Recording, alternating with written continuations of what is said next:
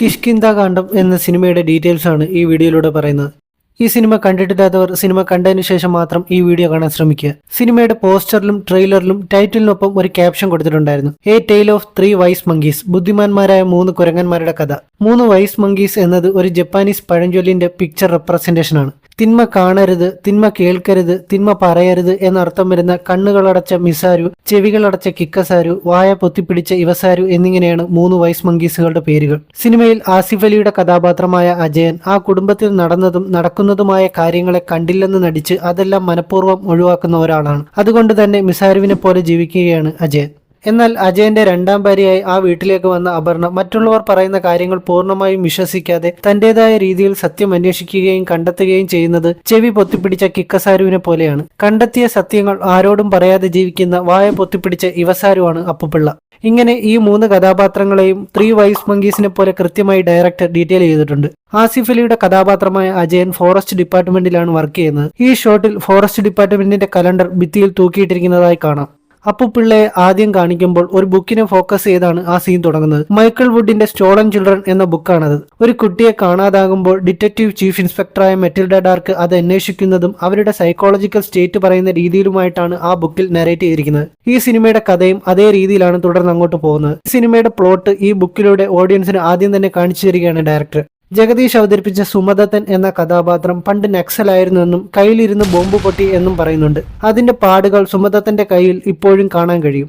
അപർണ ചച്ചുവിന്റെ പഴയ വീഡിയോകൾ കാണുമ്പോൾ ആ വീഡിയോയിലും സുമദത്തന്റെ കയ്യിലെ പാടുകൾ കാണാൻ കഴിയും. സുമദത്തനും അപ്പുപിള്ളയും വർഷങ്ങളായി നല്ല ആത്മബന്ധമുള്ളവരാണ്. അപ്പുപിള്ള വർഷങ്ങൾക്ക് മുമ്പുള്ള നിലമ്പൂർ കോടതിയിലെ തീവെപ്പിന്റെ പത്രവാർത്ത എടുത്തു നോക്കുമ്പോൾ അതിൽ അറസ്റ്റ് ചെയ്തവരുടെ കൂട്ടത്തിൽ 20 വയസ്സുള്ള സുമദത്തന്റെയും 17 വയസ്സുള്ള അപ്പുപിള്ളയുടെയും പേര് കൊടുത്തിരിക്കുന്നതായി കാണാം. ഓരോ തവണയും സുമദത്തൻ വിശ്വസിക്കാൻ കൊള്ളാവുന്ന ആളാണ് എന്ന് അപ്പുപിള്ള ആദ്യം മനസ്സിലാക്കുന്നത് ഈ പത്രവാർത്തകൾ കാണുമ്പോഴാണ്.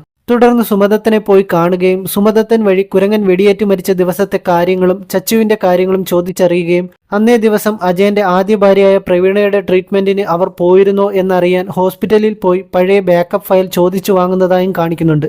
സുമദത്തൻ പറഞ്ഞ കാര്യങ്ങളെല്ലാം കറക്റ്റാണെന്ന് ഇങ്ങനെയാണ് ഓരോ തവണയും അപ്പുപിള്ള ഉറപ്പിക്കുന്നത്. അജയന്റെ ആദ്യ ഭാര്യയുടെ കീമോ ചെയ്യുന്നുണ്ടായിരുന്നു എന്ന് സിനിമയിൽ പറയുന്നുണ്ട്. അവരുടെ മെഡിക്കൽ റിപ്പോർട്ട് കാണിക്കുമ്പോൾ അവർക്ക് ലങ് ക്യാൻസർ ആയിരുന്നു എന്ന് ഡീറ്റെയിൽ ചെയ്യുന്നതായി കാണാം. ഈ സീനിൽ അപ്പുപിള്ള ഹോസ്പിറ്റൽ റിസപ്ഷനിസ്റ്റിനോട് ഇങ്ങനെ പറയുന്നുണ്ട്. അപ്പുപിള്ള എന്നാണ് സാറിന്റെ പേര്? അതെ, വയസ്സ് 70, ചോദ്യ നക്ഷത്രം തുലാം രാശി. പേരും നാളും രാശിയുമൊക്കെ അപ്പുപിള്ള ഈ സീനിൽ പറയാൻ കാരണം അപ്പുപിള്ള ജ്യോതിഷത്തിൽ വിശ്വാസമുള്ള ഒരാളാണ്. അയാളുടെ മുറിയിലെ അലമാരയിൽ സമ്പൂർണ്ണ ജാതക ഗണിതം ബുക്കിരിക്കുന്നതിലൂടെ ഇത് മനസ്സിലാക്കാം. ട്രെയിനിൽ വെച്ച് അപർണയോട് അജയൻ പറയുന്നുണ്ട് ചച്ചു ഒരു ഷൂട്ടിംഗ് ഗെയിം കളിക്കുമായിരുന്നെന്ന്. ഫ്ലാഷ് ബാക്ക് കാണിക്കുമ്പോൾ ചച്ചു ആ ഷൂട്ടിംഗ് ഗെയിം കളിക്കുന്നതായി കാണിക്കുന്നുണ്ട്. സുമദത്തനിലൂടെയാണ് അജയനും അപർണയും ആ വഴി പ്രേക്ഷകരും ചച്ചുവിനെ മിസ്സാകുന്നതിന് മുമ്പുള്ള കാര്യങ്ങൾ അറിയുന്നത്. ചച്ചു അപ്പുപിള്ളയുടെ തോക്കെടുത്ത് ഒരു കുരങ്ങനെ വെടിവെച്ചു കൊല്ലുന്നു. മർഡർ കേസായതുകൊണ്ട് സുമദത്തൻ അത് മറവ് ചെയ്യുന്നു. എന്നാൽ ആ തോക്ക് അലക്ഷ്യമായി അവിടെ തന്നെ ഇട്ടിരിക്കുന്നതായി കാണാം. ആ സംഭവങ്ങൾ അപ്പോൾ തന്നെ അപ്പുപിള്ള മറന്നുപോയതായും കാണിക്കുന്നുണ്ട്.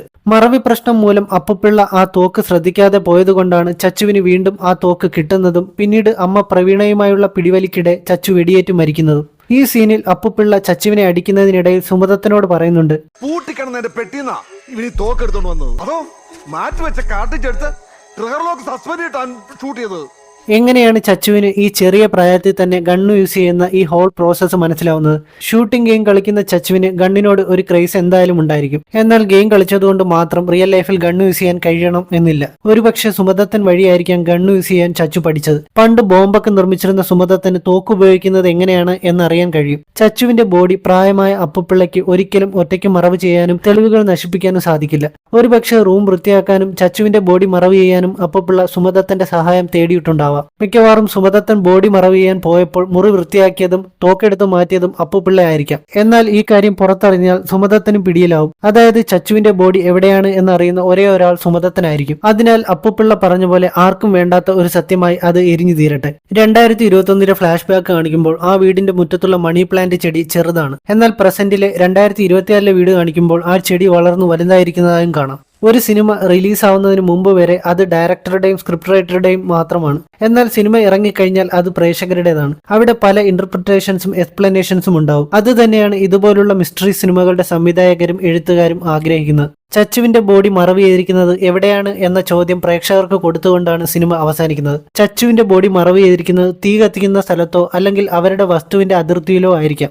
സിനിമയുടെ അവസാനത്തെ ഈ ഷോട്ടിൽ ഫോറസ്റ്റ് ഡിപ്പാർട്ട്മെന്റിന്റെ ഒരു കോശം ബോർഡ് വെച്ചിരിക്കുമ്പോൾ അപ്പുപിള്ള ആ ഫ്രെയിമിൽ വരുന്നതായി കാണിക്കുന്നുണ്ട്. Monkey with a gun on the loose എന്ന് അതിൽ കൊടുത്തിരിക്കുന്നത് മെറ്റഫറിക്കലി അപ്പുപിള്ളയെ തന്നെയാണ് കാണിക്കുന്നത്. പിന്നെ ചിലർക്കെങ്കിലും തോന്നിയ ഒരു സംശയമായിരിക്കും, ഇത്രയും രഹസ്യങ്ങളുള്ള വീട്ടിലേക്ക് അജയൻ എന്തിനാണ് രണ്ടാമതൊരു കല്യാണം കഴിച്ച് അപർണയെ അങ്ങോട്ട് കൊണ്ടുവന്നതെന്ന്. എനിക്കിതൊക്കെ ഒരു ത്രില്ലായിട്ടാണ് തോന്നുന്നത്. ജീവിതത്തിൽ എന്തെങ്കിലുമൊക്കെ ഒരു തമാശയൊക്കെ വേണ്ടേ? Guys, single life with a dementia patient in a forest full of monkeys is very difficult. Good god. ഇത്രയൊക്കെ തന്നെയാണ് ഈ വീഡിയോയിലുള്ളത്. വീഡിയോ ഇഷ്ടപ്പെട്ടാൽ show some love in the form of likes and comments.